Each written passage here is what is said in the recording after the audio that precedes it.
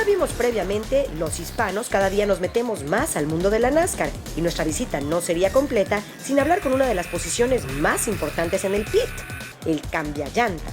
Nuestro amigo Pedro Martínez nos explica un poco sobre su complejo trabajo.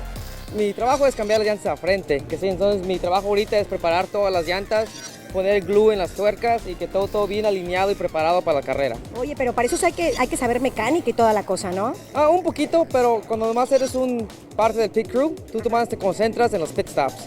Cambiar las llantas, poner las llantas, jackear el carro y llenarlo de gas. Pero si hay un accidente, si ya después la mecánica se mete, entonces si sabes poquito de carros, es muy mejor para ti.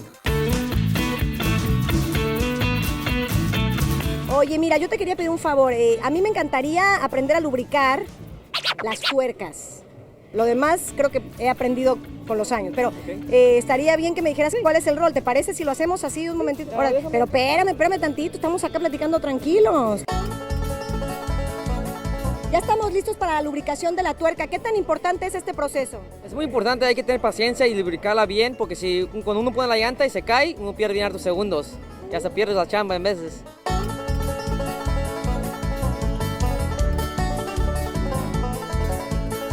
Perfecto. Oye, ¿qué otra cosa te toca hacer? Enséñanos otra actividad de que te toca así, además de lubricar las tuercas, ¿qué otra cosa puedes compartir con nosotros? Pues antes de aplicar las tuercas hay que limpiar toda la llanta. Ya me vas a poner a limpiar, nada más acabo de llegar, ya me quiere poner a limpiar, oye.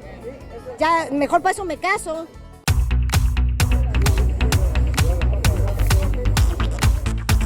Yo quiero una aplicación para entrar a trabajar acá, está facilísimo. Oye, limpias lo de las tuercas, está padre, ¿no? En fin, hoy aprendimos un poco del mundo de la NASCAR, un deporte con gran crecimiento y talento hispano, tanto dentro como fuera de la pista.